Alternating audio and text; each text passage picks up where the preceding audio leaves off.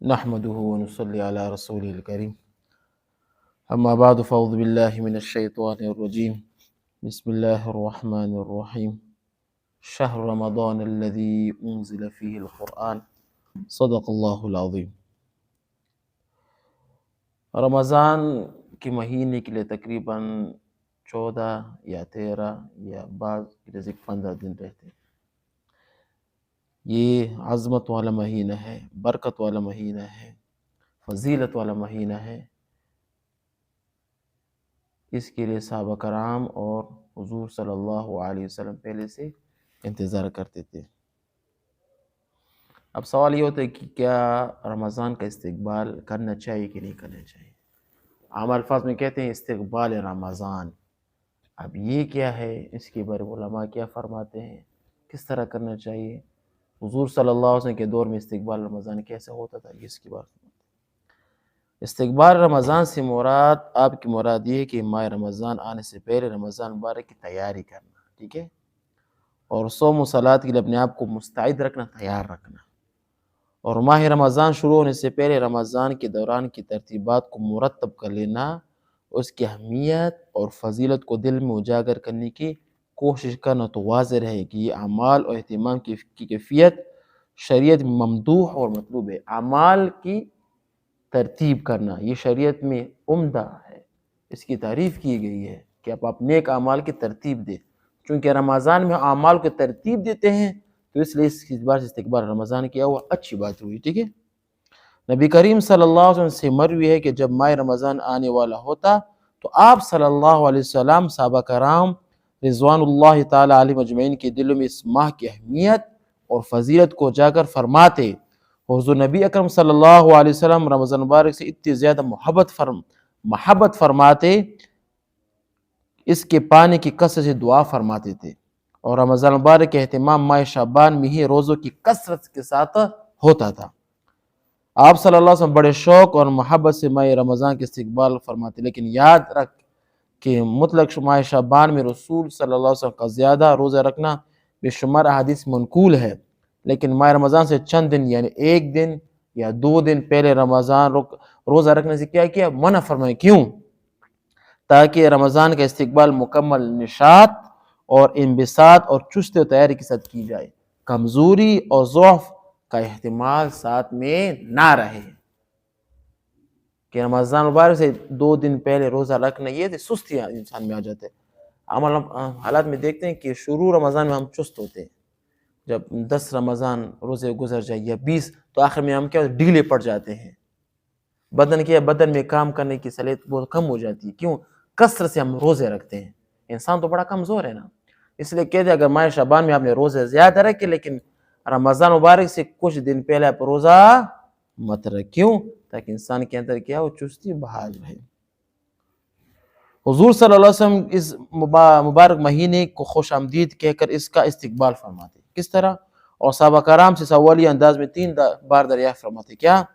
ماذا یستقبلکم وتستقبلون، ماذا یستقبلکم وتستقبلون، کون تمہارا استقبال کر رہا ہے اور تم کس کا استقبال کر رہے ہو؟ کتنی بڑی فضیلت ہے، ٹھیک ہے۔ حضرت عمر بن خطاب رضی اللہ تعالی عنہ نے عرض کیا، یا رسول اللہ صلی اللہ علیہ وسلم کیا کوئی وحی اترنے والی ہے؟ فرمائے نہیں۔ عرض کیا کسی دشمن سے جنگ ہونے والے؟ حضور اکرم صلی اللہ علیہ وسلم نے فرمایا نہیں۔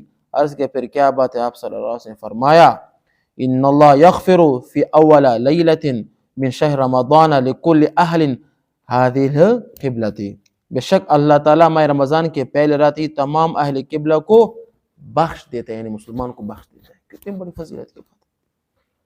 اس سے انس رضی اللہ تعالیٰ سے مروی کہ جیسے ماہ رجب کا چاند طلوع ہوتا ہے یعنی آ جاتا، آپ صلی اللہ علیہ وسلم اللہ تعالیٰ کے حضور یہ دعا فرماتے، اللہم بارک لنا فی رجب و شعبان و بلغنا رمضان، ٹھیک ہے، اللہم بارک لنا فی رجب و شعبان و بلغنا رمضان، اے اللہ ہمارے رجب و شعبان کے مہینوں میں کیا برکت عطا فرما اور ہمیں رمضان کے مہینے تک پہنچا۔ 3 مہینے پہلے آپ صلی اللہ علیہ وسلم کیا کہتے ہیں رمضان کی پہنچنے کی دعا فرماتے، ہمیں پتہ بھی نہیں ہوتا 1 دن پہلے کہ کیا ہے، کیوں کہ دین سے دوری دنیاوی اسباب کی طرف اپنے آپ کے قریب ہونے کی وجہ سے ہمیں دین کی اہمیت کا پتہ بھی نہیں چلتا.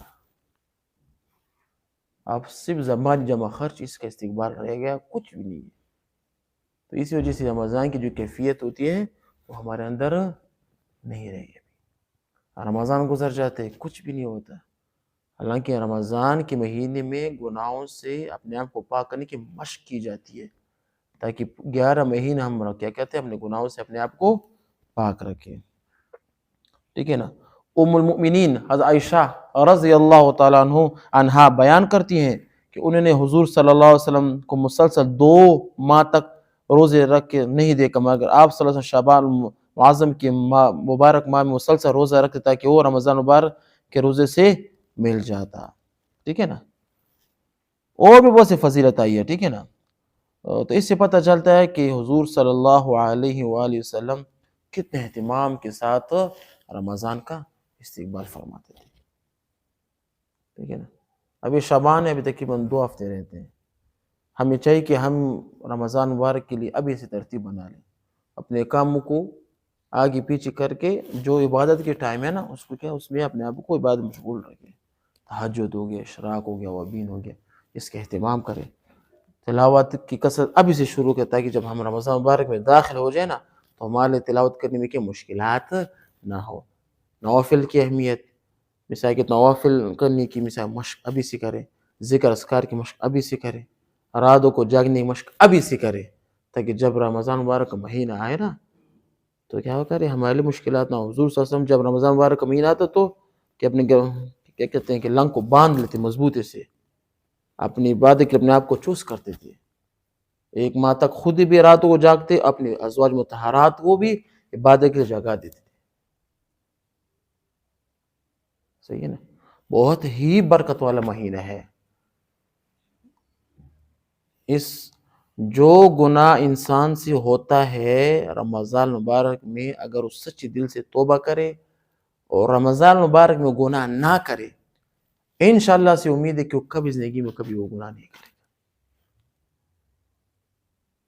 انسان سے جو گناہ ہوتا ہے کوشش کرے کہ 1 مہینے میں اپنے آپ کو کنٹرول کرے، رمضان مبارک میں گناہ نہ کرے اور اللہ پاک سے سچی توبہ کرے. انشاءاللہ اس ماہ رمضان کی بدولت وہ پورے 11 مہینے میں کیا ہو جاتا ہے بچ جاتے. تو ہمیں استقبال رمضان کیا کرنا چاہیے.